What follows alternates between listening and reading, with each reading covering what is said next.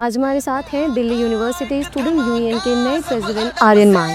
झुकने लगे।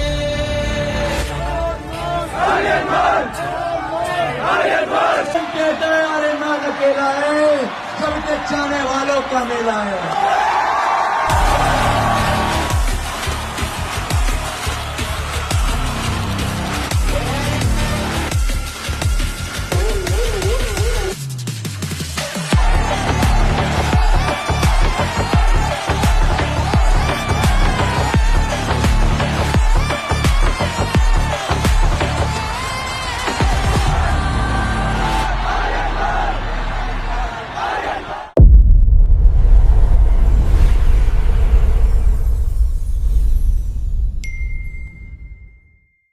आज हमारे साथ हैं दिल्ली यूनिवर्सिटी स्टूडेंट यूनियन के नए प्रेसिडेंट आर्यन मान। आर्यन एक वेल नोन फैमिली से आते हैं और अब दिल्ली यूनिवर्सिटी की स्टूडेंट लीडरशिप में एक अहम जिम्मेदारी संभाल रहे हैं।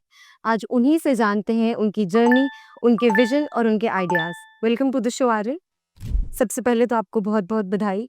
आपके डेली लाइफ रूटीन में कोई चेंजेस प्रेसिडेंट बनने के बाद? जी, आज ही ऑफिस मिला है और 19 तारीख को घोषणा हो गई थी। तो उसके बाद काफ़ी लोगों से मिलना हुआ, काफ़ी नए-नए लोगों से मिलना हुआ। बस रूटीन में तो यही चेंज आया है। स्टूडेंट पॉलिटिक्स ज्वाइन करने का आइडिया पहले से था या आपने टाइम के साथ डिसाइड किया है? नहीं जी, जब मैं 2021 में मेरा एडमिशन हुआ, तो मैं स्पोर्ट्स का स्टूडेंट था, स्पोर्ट्स एथलीट था मैं, फुटबॉल खेलता था। तो मेरे को काफ़ी प्रॉब्लम्स थी स्पोर्ट्स में इक्विपमेंट से रिलेटेड। तो उस माध्यम से मैं प्रोटेस्ट करने जा रहा था, मैं एप्लीकेशन देने जा रहे थे। तो देखा वहाँ पे एबीपी ऑलरेडी प्रोटेस्ट कर दिया, उन्हीं के मैनिफेस्टो में कुछ स्पोर्ट्स से रिलेटेड पॉइंट लिखे थे। वही हमारे मुद्दे थे, तो बड़ा अच्छा लगा कि कोई ऑर्गेनाइजेशन स्टूडेंट्स के बीच में कैसा काम कर रहा है, तो वहाँ से एबीपी से जुड़ना हुआ। जी।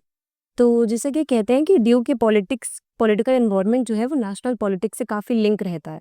तो आपको क्या लगता है ड्यू पॉलिटिक्स एक ट्रेनिंग ग्राउंड है या स्टूडेंट्स के लिए अपने रियल इशू उठाने का एक जेन्युइन प्लेटफॉर्म?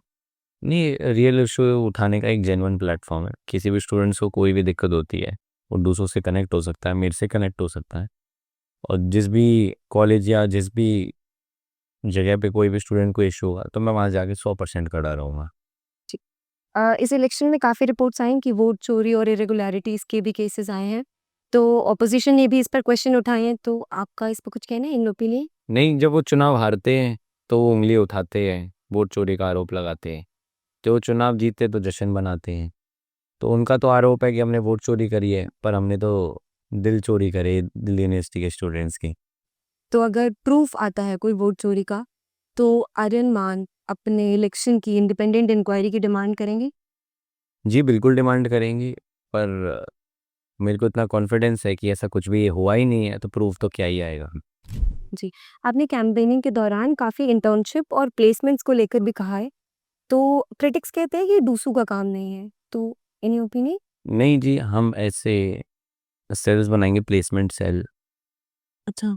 उस तरीके से सेल्स बनाएँगे यूनिवर्सिटी में कि किसी को भी जुड़ना होगा उस सेल से, तो वो गूगल फॉर्म के माध्यम से जुड़ सकता है और आगे हम उसका प्रोसीजर करेंगे। जी, दिल्ली यूनिवर्सिटी के जो स्टूडेंट्स हैं, उनकी सबसे बड़ी डिमांड ये रहती है अफोर्डेबल एजुकेशन हो, बेटर इंफ्रास्ट्रक्चर हो, सेफ कैंपस हो। तो आपके टेन्योर में कौन-सा इश्यू सबसे पहले आप देखेंगे? ये सारे ही इशू सबसे पहले रहेंगे, क्योंकि ये मेजर इश्यूज़ हैं, यूनिवर्सिटी के हर स्टूडेंट को फेस करने पड़ रही है। बेशक चाहे वो फीस हाइक का हो या सेफ कैंपस का हो, इसके लिए हम आवाज़ उठाएँगे। पहले भी उठाई है, 16 दिन का प्रोटेस्ट करा, जिसमें मैं 2 दिन की भूख हड़ताल पे भी था फीस हाइक के लिए, आईसीसी कमिटी के लिए, कि हर कॉलेज में आईसीसी कमिटी हो, स्टूडेंट रिप्रेजेंटेटिव हो और 1 कोर्स 1 फी हो for all PG courses, centralised hostel allocation हो। उसके लिए हमने 16 दिन का प्रोटेस्ट भी करा, जिसमें से 2 दिन की भूख हड़ताल भी थी। मैं खुद 2 दिन की भूख हड़ताल पे बैठा था। ठीक है। तो दिल्ली यूनिवर्सिटी में आउटस्टेशन स्टूडेंट्स जो बाहर से बच्चे पढ़ने आते हैं या फिर जो वुमेन स्टूडेंट है या कोई मार्जिनलाइज्ड कम्युनिटी के बच्चे, तो उनके लिए वो हमेशा से हेडलाइंस में रहते हैं। तो उनके लिए कोई आपकी इंक्लूसिव पॉलिसी? हाँ जी, जितने भी बाहर के स्टूडेंट दिल्ली में आते हैं, उनको पीजी वगैरह पे स्टे करना पड़ता है, हॉस्टल पे स्टे करना पड़ता है। तो हमारी मांग रहेगी यूनिवर्सिटी में हॉस्टल बढ़े, हॉस्टल की सीट्स बढ़े, नए हॉस्टल बनाए जाए यूनिवर्सिटी में। और साथ ही साथ दूसरी मांग रहेगी हमारी कि जो ये PG mafia, PG owners high rate पे पीजी चला रहे हैं, उन सब का एक एरिया वाइज़ एक पीजी का एक ही रेट हो। जैसे कमला नगर में बहुत से पीजी जिनका हाई रेट है, एक-एक कमरे में 3-3 बेड अलाउड हैं। कुछ रेगुलरिटीज़ होती है पीजीज़ की, वो पीजी फॉलो करें। ऑपोजिशन कह रहे हैं कि आपकी जीत के पीछे सिर्फ फैमिली बैकग्राउंड और फाइनेंशियल मसल का रोल था। Any statement? नहीं जी, ऐसा कुछ नहीं है। मैं तो पिछले 5 साल से संघर्ष कर रहा हूँ। 2021 से अब 2025 आ गया। मैं तो 5 साल से संघर्ष कर रहा हूँ। 365 दिन स्टूडेंट्स के लिए खड़ा रहा। इतने प्रोटेस्ट करे। आप सब लोग मेरे सोशल मीडिया पे देख सकते हैं और तमाम यूनिवर्सिटी के स्टूडेंट्स से जानते हैं। इसलिए उन्होंने मेरे को 16,000 प्लस वोटों से विजयी बनाया। 16,000 प्लस वोटों का मार्जिन था मेरा।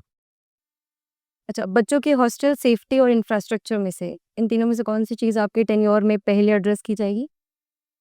कि कॉलेज का इंफ्रास्ट्रक्चर अच्छा हो, कि कॉलेज वाले हर स्टूडेंट फीस तो बराबर देते हैं, पर काफ़ी कॉलेजेस में कोटा कैबिन्स में पढ़ाया जाता है। ये बहुत गलत है। एक अच्छा इंफ्रास्ट्रक्चर होना चाहिए कॉलेज का, एसी होनी चाहिए, वाटर कूलर होना चाहिए, बेसिक जो अमेनिटीज़ हैं, बेसिक जो चीज़ें कॉलेज में वो ज़रूर होनी चाहिए। ठीक है, एक रैपिड फायर क्वेश्चन जिसमें आपको सिर्फ सिंगल वन में आंसर देना है। डीयू कैंपस में सबसे बड़ा फ्रॉड क्या है? वोट चोरी या हॉलो प्रॉमिसेस?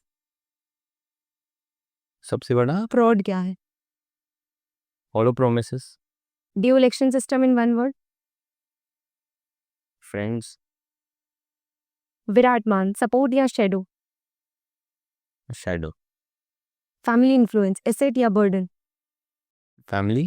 फैमिली इन्फ्लुएंस, परिवार का कुछ प्रभाव? हाँ जी, मेरे को सपोर्ट करा मेरे परिवार ने। ठीक है, that's it. Thank you so much Aryan. ये थे विश्व के सबसे बड़े छात्र संघ के प्रेसिडेंट आर्यन मान। एनएसयूआई के लगाए गए आरोप, muscle and money power, vote चोरी जैसे आरोप इनके लिए गलत है। आपको क्या लगता है, एबीवीपी से जीते आर्यन मान क्या छात्रों के सपोर्ट से आगे बढ़े हैं? हमें कमेंट्स में ही जरूर बताइए।